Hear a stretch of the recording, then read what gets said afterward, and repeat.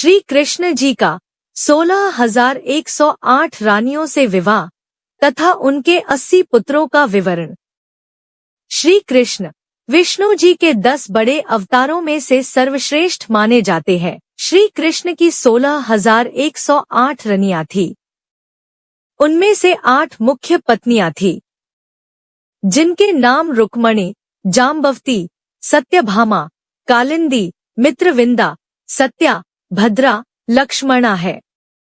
इन 8 से उन्हें 80 पुत्र प्राप्त है, अर्थात प्रत्येक रानी से 10 पुत्र। सभी का विवाह अलग अलग परिस्थितियों में हुआ है। रुक्मणी का श्री कृष्ण से विवाह। महाभारत के अनुसार श्री कृष्ण ने रुक्मणी का हरण कर उनसे विवाह किया था। विदर्भ के राजा भीष्मक की पुत्री रुक्मणी श्री कृष्ण से प्रेम करती थी और उनसे विवाह करना चाहती थी। रुक्मणी के 5 भाई थे, रुक्म, रुक्मरथ, रुक्मबाहु, रुक्मकेश, रुक्ममाली। रुक्मणी सर्वगुण संपन्न तथा अति सुंदर थी। रुक्मणी के माता पिता को कृष्ण के साथ अपनी पुत्री का विवाह करने में कोई आपत्ति नहीं थी, किंतु रुक्मणी का भाई रुक्म चाहता था कि उसकी बहन का विवाह उसके मित्र शिशुपाल के साथ हो। श्री कृष्ण भी रुक्मणी से विवाह करने में इच्छुक थे। जब रुक्मणी को यह बात पता चली कि उसका भाई उसका विवाह किसी और से करवाने वाला है, तो रुक्मणी ने एक ब्राह्मण को श्री कृष्ण के पास अपना संदेश देकर भेजा। ब्राह्मण यह संदेश लेकर द्वारका पहुंचा और कृष्ण को यह संदेश दिया, प्रभु, मैंने आपके गुणों और सौंदर्य की बहुत तारीफ सुनी है और आपके गुणों के बारे में सुनकर आपको अपने पति के रूप में स्वीकार कर लिया है। आप सब कुछ जानते हैं और आपसे मेरा हाल भी छुपा नहीं है। मैंने सभी देवताओं की तपस्या व प्रार्थना की है। यदि मेरी तपस्या सफल हो और देवता मुझसे प्रसन्न हो, तो मैं सिर्फ यही चाहती हूँ कि श्री कृष्ण से मेरा विवाह हो।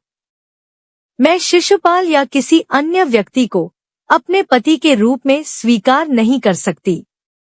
रुक्मणी ने आगे संदेश दिया था कि जिस दिन उसका विवाह शिशुपाल से होना है, उस दिन से पहले श्री कृष्ण उनके नगर बिना किसी को बताए आएं और बलपूर्वक उनसे विवाह करे। और रुक्मणी ने उन्हें ये भी बताया कि वे कैसे और किस तरह से उन्हें हर कर ले जा सकते हैं।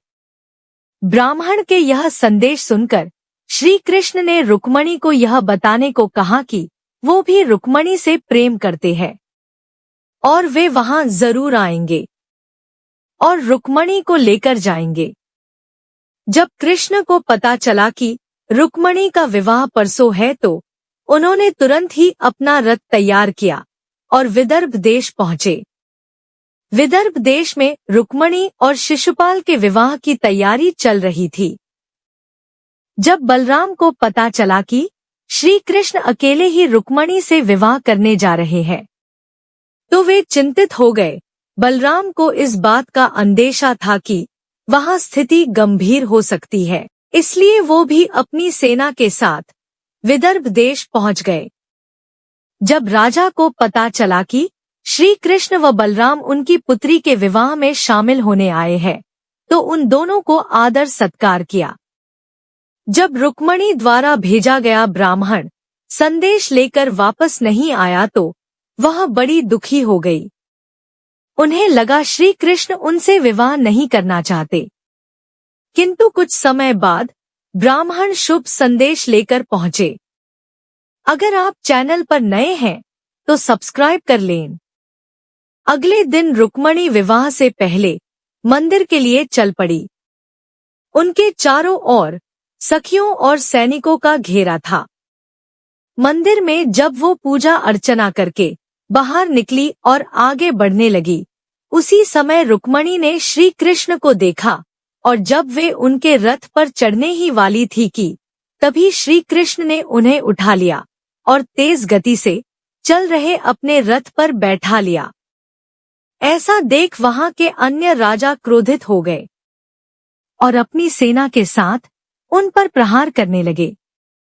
किंतु कुछ ही देर में श्री कृष्ण ने पूरी सेना का नाश कर दिया। जब ये बात रुक्म को पता चली तो उन्होंने श्री कृष्ण को युद्ध के लिए ललकारा और युद्ध करना चाहा। इसलिए भगवान श्री कृष्ण ने उन्हें बंदी बना लिया और उसे मारने के लिए अपने शस्त्र निकाल लिए। जब रुक्मणी ने यह देखा तो अपने भाई के प्राणों की भीख मांगी, तो श्री कृष्ण ने उसके दाढ़ी, मूंछ और सिर के बाल को मुंडवाकर उसे छोड़ दिया। श्री कृष्ण ने रुक्म की सेना का नाश कर दिया था। फिर श्री कृष्ण रुक्मणी को द्वारका ले गए और पूरी विधि विधान के साथ रुक्मणी से विवाह किया। कालिंदी का कृष्ण से विवाह। श्री कृष्ण पांडवों युधिष्ठिर, भीम, नकुल, अर्जुन, सहदेव से मिलने इंद्रप्रस्थ गए थे। द्रौपदी और कुंती ने उनका अतिथि पूजन किया। इस प्रवास के दौरान एक दिन श्री कृष्ण अर्जुन को साथ लेकर वन विहार को निकले। अर्जुन शिकार करते करते थक गए थे, जिसके कारण उन्हें प्यास लगने लगी। तो श्री कृष्ण और अर्जुन यमुना नदी के तट पर गए और उन्होंने हाथ पैर धोकर यमुना नदी का निर्मल जल पिया और देखा कि वहां एक परम सुंदर कन्या तपस्या कर रही थी। तभी श्री कृष्ण ने कहा, अर्जुन जाओ और पता करो कि यह देवी कौन है और किसका ध्यान कर रही हैं। अर्जुन ने पास जाकर पूछा, हे देवी, तुम कौन हो, किसकी पुत्री हो और क्या करना चाहती हो? कन्या ने कहा, मेरा नाम कालिंदी है। मैं भगवान सूर्यदेव की पुत्री हूँ। मैं सर्वश्रेष्ठ वरदानी भगवान विष्णु को पति के रूप में प्राप्त करना चाहती हूँ और इसीलिए ये कठोर तपस्या कर रही हूँ। मैं उनके अलावा किसी को अपना पति नहीं बना सकती। भगवान श्री कृष्ण मुझ पर प्रसन्न हो। यमुना जल में मेरे पिता सूर्य ने मेरे लिए एक भवन भी बनवा दिया है। मैं उसमें ही रहती हूँ। जब तक भगवान के दर्शन नहीं होंगे मैं यहाँ ही रहूंगी। फिर अर्जुन ने भगवान श्री कृष्ण से जाकर सारी बात कही। श्री कृष्ण तो पहले से ही सारी बात जानते थे। उन्होंने कालिंदी को अपने रथ पर बैठा लिया और धर्मराज युधिष्ठिर के पास ले आए। कुछ दिनों के बाद भगवान श्री कृष्ण अर्जुन व अन्य संबंधियों की अनुमति लेकर द्वारका लौट आए। द्वारका में आकर श्री कृष्ण व कालिंदी का विवाह हुआ। मित्रविंदा का कृष्ण से विवाह। मित्रविंदा श्री कृष्ण के पिता वासुदेव की चचेरी बहन राजधी देवी की पुत्री है। साथ ही वह पांडवों की मां कुंती की भी सगी बहन थी। मित्रविंदा अवनीत के राजा जयसिंह की बेटी थी। उनके भाइयों के नाम थे विंदा और अनुविंदा। यह दोनों ही कौरवों के सभासद थे। मित्रविंदा को श्री कृष्ण से प्रेम हो गया था और ये बात उनके भाइयों को पता चल गई थी। इसीलिए उन्होंने अपनी बहन की शादी दुर्योधन के साथ करने के लिए एक स्वयंवर आयोजित किया, परंतु मित्रविंदा पर दुर्योधन को ही चुनने का दबाव था। श्री कृष्ण भी मित्रविंदा के प्रेम को जान गए थे। श्री कृष्ण उनके रिश्तेदार होने के बावजूद भी उनको न्योता नहीं दिया गया। इस बात से बलराम जी को बहुत गुस्सा आया और उन्होंने कहा, स्वयंवर तो बस एक ढोंग है, मित्रविंदा की शादी दुर्योधन से करने का षड्यंत्र है और यदि ये विवाह होता है तो दुर्योधन अपनी शक्ति बढ़ा सकता है, जो युद्ध के समय पांडवों पर भारी पड़ सकती है। बलराम ने श्री कृष्ण से कहा, मित्रविंदा तुमसे प्रेम करती है, तुम ये बात जानते हो या नहीं, पर बाकी सबको इस बात का पता है। तब दोनों भाई अवनीत पहुंच गए और मित्रविंदा को स्वयंवर से पहले ही भगा लिया। जब ये बात कौरवों, विंदा और अनुविंदा को पता चली तो उन्होंने श्री कृष्ण और बलराम को युद्ध के लिए ललकारा। श्री कृष्ण और बलराम ने युद्ध में सबको हरा दिया। और मित्रविंदा को द्वारका ले गए और परंपरागत तरीके से उनका विवाह हुआ। सत्या का कृष्ण से विवाह। नग्नजित नाम के एक राजा थे जिनके पास 7 बैल थे। उनका कहना था कि जो भी उन 7 बैलों के नाक में एक साथ एक बार में नथ पहना देगा, उसके साथ ही मैं अपनी पुत्री का विवाह करूंगा। तब श्री कृष्ण आए और उन्होंने अदृश्य अपने 6 रूप बनाए और एक ही झटके में 7 बैलों की नाक में नथ डाल दी। फिर भगवान श्री कृष्ण और सत्या का विवाह करा दिया गया। भद्रा का कृष्ण से विवाह। कहा जाता है भद्रा की माताजी भगवान श्री कृष्ण के समान ही पुत्र चाहती थी। श्री कृष्ण ने कहा कि मेरे समान तो कोई नहीं, सब मेरे ही बनाए हुए हैं। जब दशरथ जी पूर्व रूप में स्वयंभू मनु और माता कौशल्या पूर्व रूप में शत्रुपा थी, तब उन्होंने भगवान श्री कृष्ण की तपस्या कर कहा कि आपके समान ही पुत्र चाहता हूँ। तो भगवान श्री कृष्ण को 3 जन्म तक उनका पुत्र बनकर आना पड़ा। भद्रा की माता जी भी पुत्र रूप में भगवान श्री कृष्ण जैसा पुत्र चाहती थी, पर जब कृष्ण जैसा पुत्र नहीं हुआ तो वे भगवान द्वारकाधीश को ही पुत्र जैसा प्रेम करने लगी। लेकिन भगवान द्वारकाधीश से कोई संबंध नहीं था। वो चाहती थी कि मैं भी श्री कृष्ण को पुत्र के समान प्रेम करूं। तो उन्होंने श्री कृष्ण को पत्र लिखा कि मेरा भाग्य नहीं था, जो मैं आपको पा न सकी, आपको जन्म न दे सकी। आप मेरी बेटी के साथ विवाह करके दामाद बन जाएंगे तो मैं आपको अपने पुत्र की तरह प्रेम कर पाऊंगी। आप मेरी इस बात को तो स्वीकार करें। मेरे पुत्र न बन सके तो दामाद बन जाएं। श्री कृष्ण ने उनकी यह बात स्वीकार कर ली और भद्रा के साथ विवाह कर लिया।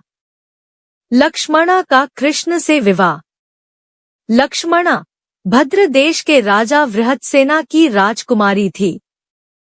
लक्ष्मणा पूर्व से ही श्री कृष्ण से बहुत प्रेम करती थी, परंतु लक्ष्मणा का परिवार उनके और श्री कृष्ण के विवाह के खिलाफ था। जब श्री कृष्ण को पता चला कि लक्ष्मणा उनसे प्रेम करती है और केवल उन्हीं से विवाह करना चाहती है, तो श्री कृष्ण अकेले की लक्ष्मणा का हरण कर लेते हैं। लक्ष्मणा और कृष्ण का विवाह हो जाता है। सत्यभामा और जामवंती का कृष्ण से विवाह। द्वारका जो श्री कृष्ण की नगरी थी, वहां पर एक आदमी रहता था जिसका नाम सत्रहजीत था, जिसके पास एक बहुत मूल्यवान मणि थी, स्यमंतक मणि, जिसकी यह विशेषता थी कि वो सत्रहजीत को प्रतिदिन बहुत सारा धन देती थी। ये बात बलराम जी को पता चली तो उन्होंने उस मणि को लाकर राजकोष में रखने का आदेश दिया, क्योंकि वो मणि द्वारका की भूमि पर मिली थी, जिस पर अधिकार श्री कृष्ण का है। जब अक्रूर मणि लेने पहुंचे तो सत्रहजीत ने मणि देने से इनकार कर दिया। फिर अक्रूर ने उन्हें बहुत समझाया, फिर भी वह नहीं माने और सत्रहजीत ने श्री कृष्ण का अपमान कर दिया। जब ये बात बलराम जी को पता चली तो वे क्रोधित हो गए। सत्रहजीत ने मणि अपने भाई प्रचीनजीत को दे दी थी। जब प्रचीनजीत शिकार के लिए गए थे तो बहुत समय बीत गया, तो सत्रहजीत अपने भाई को ढूंढने वन में गए और उन्होंने देखा कि उनकी मृत्यु हो चुकी थी और उनके पास मणि भी नहीं थी। सत्रहजीत को लगा कि ये कृष्ण जी ने किया है और मणि भी उन्होंने चोरी की है। जब ये कृष्ण जी को पता चला तो वो इस बात को असत्य सिद्ध करने के लिए उस वन में पहुंचे। तब उन्होंने वहां पैरों के निशान देखे। उन्होंने पैरों के निशान का पीछा किया तो वह एक गुफा में आ पहुंचे और उन्होंने देखा कि जामवंती अपने हाथ में मणि लेकर बैठी थी। जब जामवंती ने कृष्ण को देखा तो उसने अपने पिताजी को आवाज लगाई और वहां उसके पिता जामवंत आ गए। जामवंत ने कृष्ण को वहां से चले जाने को कहा। कृष्ण ने कहा, मैं यहाँ से तभी जाऊंगा जब तुम मुझे मणि दोगे। जामवंत ने कहा, तुम मुझसे युद्ध करो, अगर तुम जीत गए तो ये मणि मैं तुम्हें दे दूंगा, और तुम हार गए तो तुम यहाँ से चले जाना। फिर उनके बीच युद्ध हो गया और कृष्ण जी युद्ध जीत गए। फिर जामवंत सोच रहे थे कि मुझे तो केवल मेरे प्रभु श्री राम ही हरा सकते थे। कृष्ण जी ने कहा कि मैं तुम्हारा प्रभु श्री राम ही हूँ। मैंने कृष्ण के रूप में अवतार लिया है। जामवंत ने श्री कृष्ण से माफी मांगी। श्री कृष्ण जानते थे कि जामवंत हमेशा उनकी भक्ति करते थे। फिर श्री कृष्ण ने कहा कि हे जामवंत, मैं तुम्हें एक वर प्रदान करता हूँ। मांगो, तुम्हें मुझसे क्या चाहिए। जामवंत कहते हैं कि हे प्रभु, आप सच में मुझसे प्रसन्न हैं तो मेरी पुत्री से शादी कर लीजिए। क्या आप इतनी कृपा मुझ पर करेंगे? श्री कृष्ण कहते हैं, मैं आपकी पुत्री से विवाह करने को तैयार हूँ। फिर श्री कृष्ण और जामवंती का विवाह हो जाता है। जब कृष्ण स्यमंतक मणि लेकर सत्रहजीत के पास वापस आते हैं तो सत्रहजीत को अपनी गलती का एहसास हो जाता है और वो गलती की माफी मांग अपनी पुत्री सत्यभामा का विवाह श्री कृष्ण से करा देते हैं। सत्यभामा सुंदर और युद्ध में भी पारंगत थी। सत्यभामा श्री कृष्ण की सबसे प्रिय पत्नी थी। सत्यभामा भूदेवी का रूप थी। वराह अवतार में जिस तरह भूदेवी का विवाह वराह अवतार से हुआ था, तो इस जन्म में भी उनका विवाह श्री कृष्ण से होना तय था। इस तरह कृष्ण की 8 पत्नियां थी। रुक्मणी, जामवंती, सत्यभामा, कालिंदी, मित्रविंदा, सत्या, भद्रा, लक्ष्मणा। अगर आप चैनल पर नए हैं तो सब्सक्राइब जरूर कर लें। 16,100 कन्याओं का विवाह श्री कृष्ण के साथ कैसे हुआ? श्री कृष्ण अपनी 8 पत्नियों के साथ सुखपूर्वक द्वारका में रह रहे थे। तभी एक दिन स्वर्गलोक के राजा देवराज इंद्र ने आकर उनसे प्रार्थना की, हे कृष्ण, प्रागज्योतिषपुर के दैत्यराज भौमासुर के अत्याचार से देवतागण कोलाहल कर रहे हैं। क्रूर भौमासुर ने वरुण का छत्र, अदिति के कुंडल और देवताओं की मणि छीन ली है और वह त्रिलोक विजय हो गया है। इंद्र ने कहा, भौमासुर ने पृथ्वी के कई राजाओं और आम जनों की कई अतिसुंदरी कन्याओं का हरण कर उन्हें अपने यहाँ बंदी गिरी में डाल रखा है। कृपया उन्हें बचाइए प्रभु। इंद्र की प्रार्थना स्वीकार करके श्री कृष्ण अपनी प्रिय पत्नी सत्यभामा को साथ लेकर गरुड़ पर सवार होकर प्रागज्योतिषपुर पहुँचे। वहां पहुंचकर श्री कृष्ण ने अपनी पत्नी सत्यभामा की सहायता से सबसे पहले मुर्दैत्य सहित मुर्दैत्य के 6 पुत्र ताम्र, अंतरिक्ष, श्रावण, विवाहवसु, नवसान, अरुण का संहार किया। मुर्दैत्य के वध हो जाने का समाचार सुन भौमासुर अपने अनेक सेनापतियों और दैत्यों की सेना को साथ लेकर युद्ध के लिए निकला। भौमासुर को स्त्री के हाथों मरने का श्राप था, इसलिए श्री कृष्ण ने अपनी पत्नी सत्यभामा को सारथी बनाया और घोर युद्ध के बाद अंत में कृष्ण ने सत्यभामा की सहायता से उसका वध कर डाला। इस प्रकार भौमासुर को मारकर श्री कृष्ण ने उसके पुत्र भगदत्त को अभयदान देकर उसे प्रागज्योतिष का राजा बनाया। भौमासुर के द्वारा हरण कर लाई हुई 16,100 कन्याओं को श्री कृष्ण ने मुक्त कर दिया। ये सभी अभृत नारियां थी या फिर भय के कारण उपहार में दी गई थी और किसी और माध्यम से उस जगह लाई गई थी। वे सभी कन्याएं भौमासुर के कारण पीड़ित थी, दुखी थी, अपमानित और कलंकित थी। सामाजिक मान्यताओं के चलते भौमासुर द्वारा बंधक बनाई गई नारियों को कोई भी अपना नहीं रहा था। तब अंत में श्री कृष्ण ने उन सभी को आश्रय दिया। इस स्थिति में उन सभी कन्याओं ने श्री कृष्ण को ही सब कुछ मानते हुए उन्हें अपने पति के रूप में स्वीकार किया। लेकिन श्री कृष्ण उन्हें इस तरह से नहीं मानते थे। उन सभी को कृष्ण अपने साथ द्वारकापुरी ले आए। वहां वे सभी कन्याएं स्वतंत्र पूर्वक अपनी इच्छा अनुसार सम्मानपूर्वक द्वारका में रहने लगी। वे सभी वहां भजन, कीर्तन, ईश्वर भक्ति आदि करके सुखपूर्वक रहने लगी। द्वारका एक भव्य नगर था, जहां सभी समाज और वर्ग के लोग रहते थे। श्री कृष्ण की पहली 8 पत्नियों रुक्मणी, जाम्बवती, सत्यभामा, कालिंदी, मित्रविंदा, सत्या, भद्रा, लक्ष्मणा से उन्हें पुत्र भी प्राप्त थे। श्री कृष्ण भगवान के 80 पुत्र थे। रुक्मणी प्रद्युम्न, चारुदेशन, सुदेशन, चारुदेह, सुचारु, चरुगुप्त, भद्रचारु, चारुचंद्र, विचारु, चारु। जाम्बवती सांब, सुमित्र, पुरुजित, शतजित, सहस्त्रजित, विजय, चित्रकेतु, वसुमान, द्रविड़, क्रतु।